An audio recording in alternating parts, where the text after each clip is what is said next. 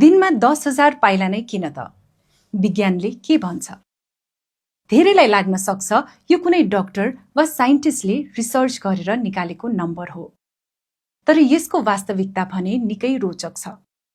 यसको सुरुवात एउटा विज्ञापनबाट भएको थियो। कुरा सन् 1960 को दशकको हो। जापानमा त्यति बेला पहिलो पटक व्यावसायिक पिडोमिटर भन्नाले पाइला नाप्ने यन्त्र बनाउने तयारी भइरहेको थियो।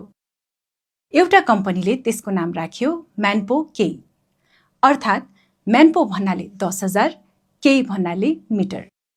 यो नाम सुन्दा निकै आकर्षक र सम्झन सजिलो थियो, त्यसैले लोकप्रिय भयो।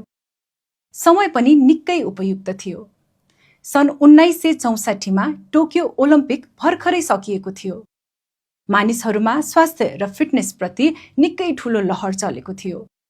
जापानी अनुसन्धानकर्ताहरूले दैनिक 10,000 पाइला हिँड्दा मुटु रोगको जोखिम कम हुन सक्छ भन्ने विश्वास गरे पनि वास्तवमा 10,000 वा सो भन्दा बढी पाइला हिँड्ने मानिसहरू र कम पाइला हिँड्ने मानिसहरूको स्वास्थ्य अवस्था बीच प्रत्यक्ष तुलना गर्ने कुनै वैज्ञानिक अध्ययन त्यसबेला गरिएको थिएन।